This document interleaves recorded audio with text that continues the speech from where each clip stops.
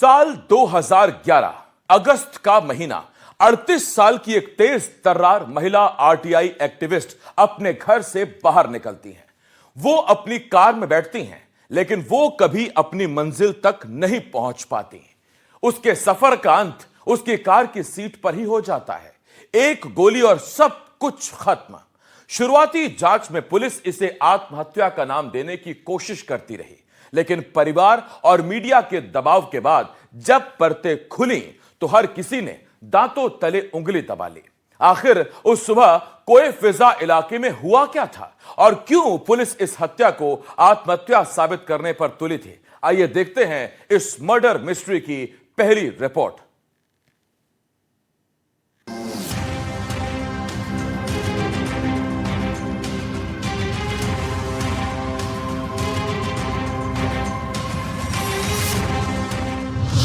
तारीख 16 अगस्त 2011। जगह कोहे फिजा, भोपाल। सुबह का वक्त था। भोपाल के पौश इलाके कोहे फिजा से एक 38 साल की महिला अपने घर से बाहर निकलती है। इस महिला का नाम था शहला मसूद। शहला कोई आम महिला नहीं थी।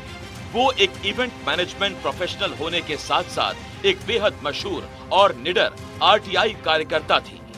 उन्होंने अपने आरटीआई के जरिए कई ऐसे राज फाश किए थे जो रसूखदारों को नागवार लग रहे थे।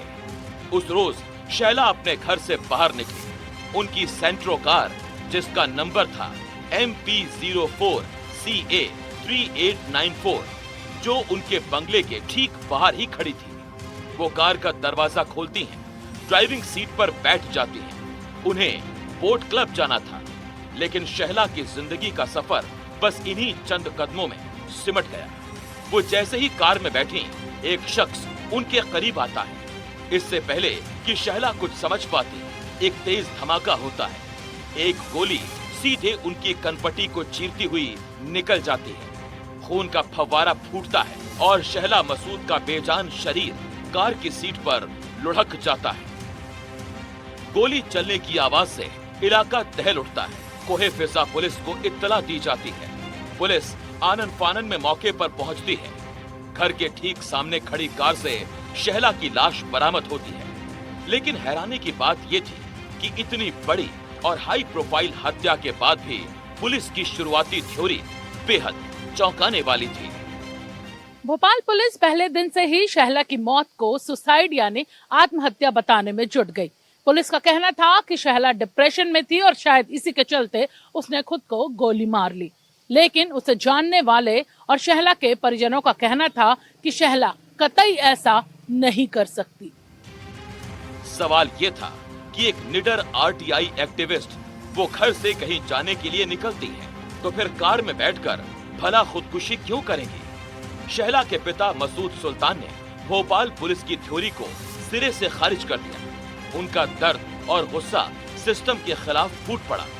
5 जुलाई 2011 को शहला के पिता मसूद सुल्तान ने एनडीटीवी से कहा था कि भोपाल पुलिस शुरू से ही गलत दिशा में जा रही थी।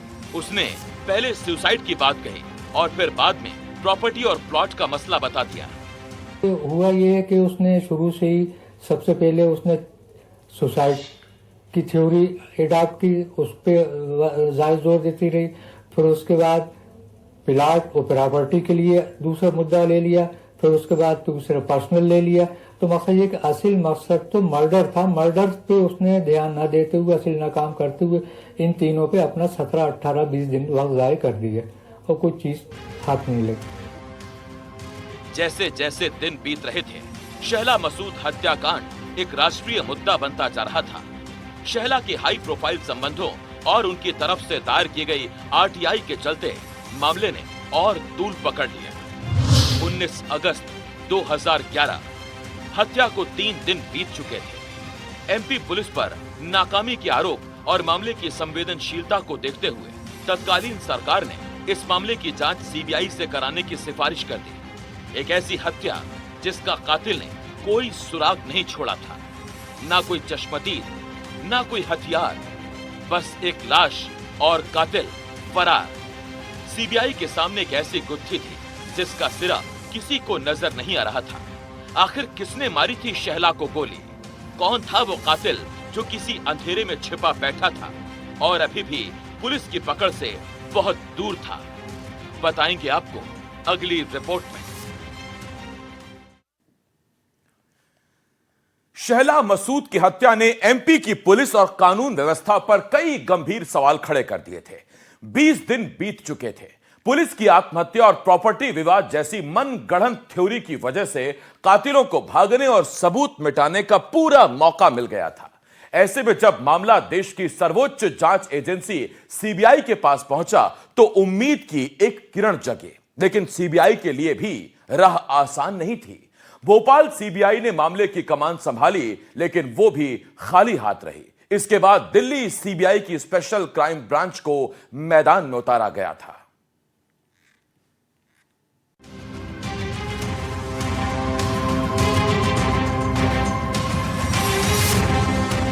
जांच जारी थी। हत्या को महीनों बीत चुके थे। पूछताछ का दायरा बढ़ता गया। 100 से ज्यादा लोगों को खंगाला गया। कातिल का सुराग देने वाले के लिए इनाम की राशि 5 लाख से बढ़ाकर 10 लाख कर दी गई। ऐसा लग रहा था मानो कातिल हवा में गायब हो गए। लेकिन कहते हैं ना कि मुजरिम चाहे कितना भी शातिर क्यों ना हो, वो कोई ना कोई सुराग जरूर छोड़ता है। और इस मामले में वो सुराग मध्य प्रदेश में नहीं बल्कि उत्तर प्रदेश के कानपुर में मिला। एक ऐसा सुराग जिसने सीबीआई को एक पॉश दफ्तर तक पहुंचाया और वहां मिली एक ऐसी डायरी जिसके पन्नों पर खून के धब्बे तो नहीं थे, लेकिन कत्ल की पूरी दास्तान जरूर लिखी थी। मामला सीबीआई के हवाले था, लेकिन कातिल का कोई अता पता नहीं था। 17 अगस्त को परिजनों की मांग के बाद 3 सितंबर 2011 को राज्य सरकार की अनुशंसा पर सीबीआई ने अज्ञात व्यक्ति के खिलाफ हत्या का प्रकरण दर्ज कर लिया। अब जांच रफ्तार पकड़ रही थी। 6 सितंबर 2011 सीबीआई ने कोहे फिजा इलाके में शहला की हत्या का क्राइम सीन रिक्रिएशन किया। हर उस एंगल को जांचा गया जहां से गोली चल सकती थी। 8 सितंबर 2011 सीबीआई ने कातिल का पता देने वाले को 5 लाख रुपए का इनाम देने की घोषणा कर दी, लेकिन फिर भी पुलिस के हाथ कोई सुराग नहीं लगा। 3 नवंबर 2011 भोपाल सीबीआई को इस मामले में कोई पुख्ता लीड नहीं मिल रही थी। सीबीआई की स्पेशल क्राइम ब्रांच दिल्ली ने इस हाई प्रोफाइल मामले को अपने हाथों में ले लिया। 11 जनवरी 2012 एम्स दिल्ली के फॉरेंसिक साइंस विभाग के तत्कालीन director doctor TD. Dongra Bhopal आए। 3 दिन तक घटनास्थल और सबूतों की बारीकी से पड़ताल की गई। 14 जनवरी 2012 कातिल अभी भी कानून के शिकंजे से दूर था। इनाम की राशि 5 लाख से बढ़ाकर 10 लाख रुपए कर दी गई। 15 जनवरी 2012 एमपी पुलिस ने जांच में सहयोग के लिए अपने 7 अफसर और जवान सीबीआई को सौंप दिए। 20 जनवरी 2012 सीबीआई ने पूरे शहर में आरोपियों की जानकारी जुटाने के लिए पर्चे बंटवाए। सीबीआई ने इस मामले को सुलझाने के लिए अपनी पूरी ताकत झोंक दी थी। 17 फरवरी 2012 सीबीआई ने कुख्यात आरुषि हत्याकांड के जांच अधिकारी रहे एजीएल कॉल को इस मामले का जांच अधिकारी नियुक्त किया, लेकिन 6.5 महीने बीत जाने के बाद भी हत्यारे पुलिस की गिरफ्त से बाहर ही थे। तभी कहानी में एक ऐसा मोड़ आया जिसकी उम्मीद किसी को नहीं थी। यूपी पुलिस की कानपुर पुलिस ने हत्या के एक मामले में कुछ अपराधियों को गिरफ्तार किया था। जब कानपुर पुलिस ने इन गुंडों से सख्ती से पूछताछ की तो उन्होंने अपने जुर्म कबूलना शुरू किए और इसी पूछताछ के दौरान अचानक उन्होंने एक ऐसा राज उगला जिसने पुलिस के होश उड़ा दिए और उन्होंने कबूल किया कि भोपाल की बहुचर्चित शहला मसूद हत्याकांड में भी उन्हीं का हाथ था। कानपुर से मिले इस अहम सुराग ने सीबीआई को भोपाल के एक रसूखदार चेहरे तक पहुंचा दिया। ये नाम था जाहिदा परवेज। 29 फरवरी 2012 सीबीआई के तत्कालीन ज्वाइंट डायरेक्टर केशव कुमार की अगुवाई में एक टीम ने भोपाल के पॉश मार्केट एमपी नगर में एक बड़ी आर्किटेक्चर कंपनी के दफ्तर पर दबिश दी। ये दफ्तर 35 वर्षीय जाहिदा परवेज का था। करीब 2 घंटे तक चले इस सघन तलाशी अभियान में सीबीआई को कई चौंकाने वाली चीजें मिली, लेकिन सबसे अहम सुराग जो सीबीआई के हाथ लगा वो थी जाहिदा परवेज की एक पर्सनल डायरी। ये डायरी खूनी साजिश का एक जीता जागता दस्तावेज था। इस डायरी ने पूरे केस का पर्दाफाश कर दिया था। जब सीबीआई अधिकारियों ने इस डायरी के एक एक पन्ने पढ़े तो वो भी हैरान रह गए। 16 अगस्त सन 2011 शहला के कत्ल की वो दास्तां लिखी गई थी जिसे पढ़कर तमाम जांच एजेंसियों के रोंगटे खड़े हो गए। डायरी में लिखा था, उसे उसके घर के सामने गोली मार दी गई। मैं सुबह से ही परेशान थी। डायरी के ये आखिरी शब्द इस बात की गवाही दे रहे थे कि शहला की मौत के पीछे कोई आरटीआई या प्रॉपर्टी का विवाद नहीं था, बल्कि ये एक ऐसी साजिश थी जिसकी जड़ें किसी गहरी निजी दुश्मनी और नफरत में पनपी थी। जाहिदा परवेज, जो राजधानी के एक प्रतिष्ठित परिवार से ताल्लुक रखती थी, वो एक आरटीआई एक्टिविस्ट की हत्या की मास्टरमाइंड कैसे बन गई? आखिर जाहिदा के मन में शहला के प्रति इतना जहर क्यों भरा था कि उसने एक भाड़े के हत्यारे से उसे मरवा दिया? बताएंगे आपको अगली रिपोर्ट में।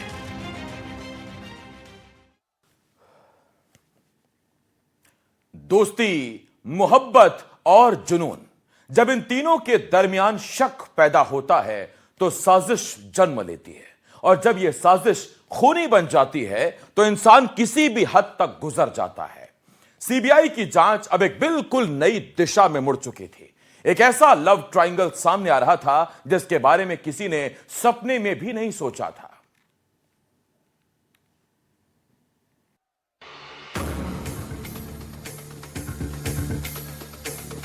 शहला मकसूद हत्याकांड की इस खौफनाक कहानी की एक किरदार थी खुद शहला मकसूद, जो इवेंट मैनेजमेंट की दुनिया का एक जाना माना नाम थी और एक मशहूर आरटीआई कार्यकर्ता थी। दूसरा किरदार थी जाहिदा परवेज, जिसकी शादी भोपाल के सबसे रईस बोहरा खानदानों में से एक में हुई थी। और इस त्रिकोणीय प्रेम कहानी का तीसरा और सबसे अहम किरदार था जाहिदा का प्रेमी, एक ऐसा शख्स जिसके इर्द गिर्द इन दोनों महिलाओं की दुनिया घूम रही थी। जाहिदा की डायरी और उसके दफ्तर से मिले सबूतों ने सीबीआई को बता दिया था कि शहला की हत्या किसी आरटीआई की वजह से नहीं बल्कि जलन की वजह से हुई थी। आपको बताते हैं कि कैसे एक शख्स के प्यार ने दो औरतों को एक दूसरे का जानी दुश्मन बना दिया था। जाहिदा भोपाल के एक प्रतिष्ठित परिवार से ताल्लुक रखती थी। जाहिदा की शिक्षा एक प्राइवेट स्कूल से हुई थी और उसने सरकारी इंजीनियरिंग कॉलेज जबलपुर से इंजीनियरिंग की थी। उसके करीबियों के मुताबिक 1994 में उसका निकाह असद परवेज से हुआ था। असद खुद भी एक इंजीनियर थे और उनका परिवार बेहद रईस था। असद ने ही भोपाल में आर्किटेक्चर कंपनी शुरू करने में जाहिदा की मदद की थी। सब कुछ एकदम परफेक्ट था। पैसा, रुतबा, शोहरत, जाहिदा के पास सब कुछ था। लेकिन जाहिदा की जिंदगी में एक ऐसा शख्स दाखिल हुआ जिसने सब कुछ बदल कर रख दिया। जाहिदा अपने प्रेमी से बेइंतहा मोहब्बत करने लगी। इस कहानी में भूचाल तब आया जब इस रिश्ते में शहला मसूद की एंट्री हुई। शहला मसूद ने साल 2000 में भोपाल में मेरेकल्स नाम की एक इवेंट कंपनी डाली और उसके बाद वो उस शख्स के नजदीक आने लगी जिससे जाहिदा प्यार करती थी। वो शख्स भी शहला से प्यार करने लगा और इस दौरान ही दोनों की नजदीकियां बढ़ने लगी। अपने प्रेमी और शहला की ये नजदीकियां जाहिदा के लिए नाकाबिले बर्दाश्त हो गई थी। जाहिदा के मन में शहला के प्रति जहर भर गया था। उधर सीबीआई ने जब जाहिदा के दफ्तर की तलाशी ली तो वहां से हैरान करने वाले सबूत मिले थे। सीबीआई को वहां से एक सीडी और इस्तेमाल आपत्तिजनक चीजें मिली। उन आपत्तिजनक चीजों को प्लास्टिक की थैली में संभाल कर रखे गए थे। उन थैलियों पर बकायदा उनके इस्तेमाल की तारीख तक लिखी हुई थी। इतना ही नहीं, प्लास्टिक की एक थैली में बालों का एक गुच्छा भी मिला था। डायरी में जाहिदा ने लिखा था कि वो शहला पर नजर रखती थी और इसके लिए शहला के नौकर इरशाद को पैसे भी देती थी। मामले में जब तीसरे किरदार यानी कि जाहिदा के प्रेमी का नाम सामने आया तो सीबीआई ने फौरन उसे पूछताछ के लिए तलब किया। सीबीआई ने जाहिदा के साथ उसके संबंधों में आई दरार का फायदा उठाने की रणनीति अपनाई। सीबीआई अधिकारियों ने प्रेमिकों को जाहिदा के दफ्तर से बरामद हुई वो आपत्तिजनक सीडी दिखाई। उसे देखकर वो हैरान रह गया। उसे जरा भी अंदाजा नहीं था कि जाहिदा उनके निजी पलों की इस तरह से रिकॉर्डिंग कर सकती है। बदनामी के डर से प्रेमी ने सीबीआई से गुजारिश की कि सीडी का राज बाहर न खोला जाए और इसके एवज में जाहिदा के बारे में सब कुछ उगलने को तैयार हो गया। सीबीआई ने गुप्त रूप से प्रेमी का बयान रिकॉर्ड किया और उसे जाहिदा को दिखाया। प्रेमी का बयान देखकर जाहिदा समझ गई कि अब सारा खेल खत्म हो चुका है। खुद को अकेला पाकर जाहिदा ने एक नया दाव चला। उसने सीबीआई से कहा कि शहला की हत्या की साजिश में उसका प्रेमी भी शामिल था और वही उसे शहला की हत्या के लिए उकसाता रहता था। लेकिन जाहिदा अपने इन दावों के समर्थन में कोई ठोस सबूत पेश नहीं कर सकी। सीबीआई ने 15 अगस्त 2011 को शहला को किए गए उसके प्रेमी के फोन कॉल्स की गहनता से जांच की। सच उगलवाने के लिए प्रेमी का पॉलीग्राफी टेस्ट भी करवाया गया, लेकिन जांच और पॉलीग्राफ टेस्ट में प्रेमी के खिलाफ हत्या की साजिश में शामिल होने का कोई सबूत नहीं मिला। नतीजतन सीबीआई ने प्रेमी को इस कत्ल के मामले में क्लीन चिट दे दी। जाहिदा का प्रेमी तो कानून के शिकंजे से बच गया था, लेकिन जाहिदा की नफरत और जलन ने शहला की जान ले ली थी। अब सीबीआई को ये जानना था कि आखिर जाहिदा ने एक हाई प्रोफाइल महिला होने के बावजूद शहर के गुंडों और कानपुर के शूटर्स तक पहुंच कैसे बनाई, कैसे रची गई थी वो खौफनाक साजिश। बताएंगे आपको अगली रिपोर्ट में।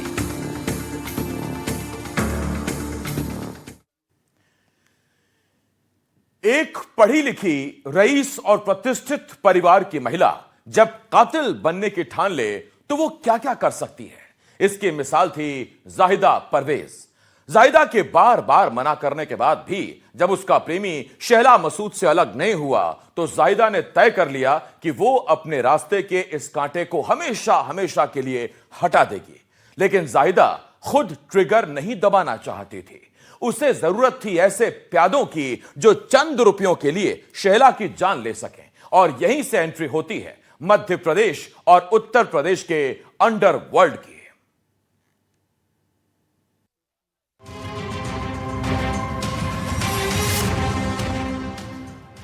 जाहिदा मन ही मन ठान चुकी थी कि वो शहला को रास्ते से हटाकर ही दम लेगी। जाहिदा की एक सहेली थी, नाम सबा फारूकी। सबा जाहिदा की हर अच्छी बुरी बात की राजदार थी और इसी साजिश के तहत एंट्री हुई भोपाल के एक स्थानीय गुंडे शाकिब अली उर्फ डेंजर की, जिसने जाहिदा की सुपारी को कानपुर के D2 गैंग तक पहुंचाया।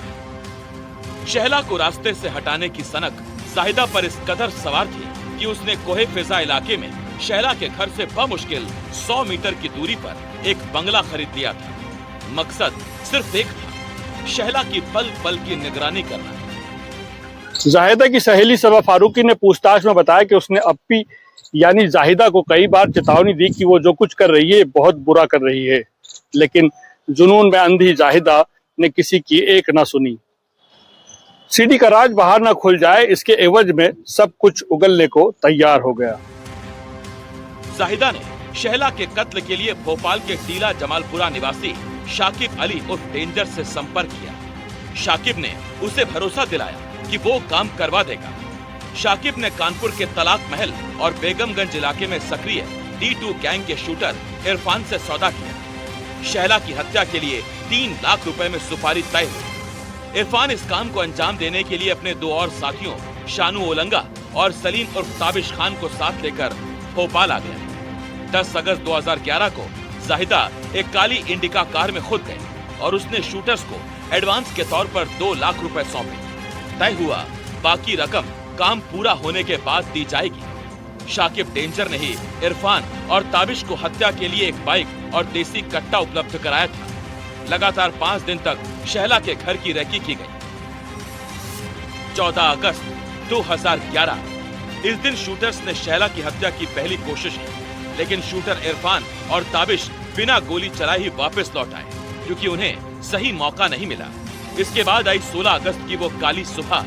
शाकिब एक अलग बाइक पर था और तीनों शूटर्स जाहिदा द्वारा दी गई बाइक पर थे। जैसे ही शहला कार में बैठी, शूटर शानू बोलेंगा ने देसी कट्टे से सीधा उसकी कनपटी पर फायर कर दिया। गोली लगते ही शहला की मौत हो गई। गोली मारने के बाद शानू आगरा गया, जबकि इरफान और सलीम कानपुर लौट गए। शाकिब डेंजर काम खत्म होने की तसल्ली करने के लिए भोपाल में घूमता रहा। काम होते ही शाकिब ने सुबह 11:15 पर जाहिद को फोन किया और कहा, मुबारक हो साहिब, हमने उसके घर के सामने काम कर दिया।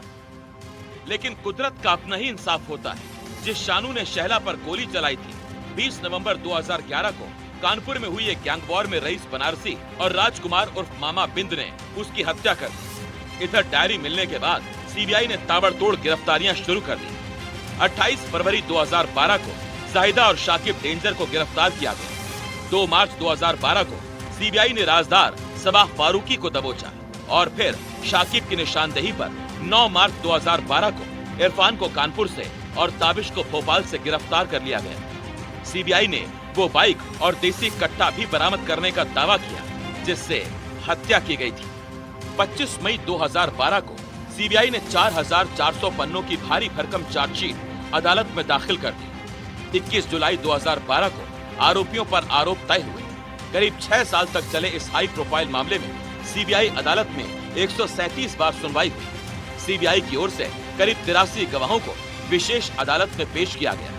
विशेष लोक अभियोजक अतुल कुमार ने अभियोजन पक्ष की वो कहानी अदालत में साबित कर दी कि जाहिदा ने जलन के चलते ही शहला की हत्या करवाई थी। इंदौर की विशेष सीबीआई अदालत के जज BK पालोदा ने अपना फैसला सुनाया। अदालत ने इस पूरे मामले की मास्टरमाइंड जाहिदा परवेज, उसके करीबी सबाह फारूकी, भाड़े के हथियारों का इंतजाम करने वाले शाकिब डेंजर और शूटर ताबिश को IPC की धारा 302 यानी हत्या और 120B यानी आपराधिक साजिश के तहत दोषी मानते हुए उम्र कैद की सजा सुनाई। वहीं पैसों के लालच में इस हत्याकांड में शामिल हुआ शूटर इरफान अदालत में सरकारी गवाह बन गया था, जिसकी वजह से उसे बरी कर दिया गया। सजा सुनने के बाद जाहिदा अदालत के बाहर अपना आपा खो बैठी। कैदियों को जेल ले जाने वाले वाहन के दरवाजे पर खड़ी इस मास्टरमाइंड ने मीडिया कैमरों के सामने चीख कर खुद को बेगुनाह बताया, साथ ही उस पूरी थ्योरी को ही झूठा बता दिया। लेकिन जाहिदा की इन चीखों में अब वह दम नहीं था। सबूत पेश हो चुके थे और गवाह अपनी गवाही दे चुके थे। शहला मसूद के परिवार को वो इंसाफ मिल चुका था जिसका इंतजार उन्हें सालों से था, और जाहिदा को वो सजा मिल चुकी थी जिसकी वो हकदार थी। शक, सनक और साजिश भरी इस वारदात का अंजाम एक बार फिर ये साबित करता है कि क्रिमिनल कितना भी शातिर क्यों ना हो, उसे अपने जुर्म का हिसाब एक न एक दिन जरूर देना पड़ता है। Bureau report, NDTV।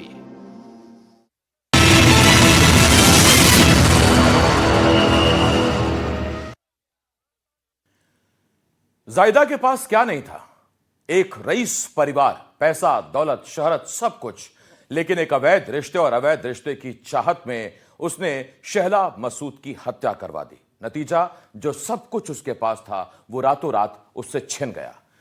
Shahla Masood की हत्या सिर्फ एक RTI एक्टिविस्ट की हत्या नहीं थी, बल्कि ये एक खौफनाक दास्तान थी कि कैसे प्यार जब जलन में तब्दील होता है तो वो एक इंसान को हैवान बना देता है।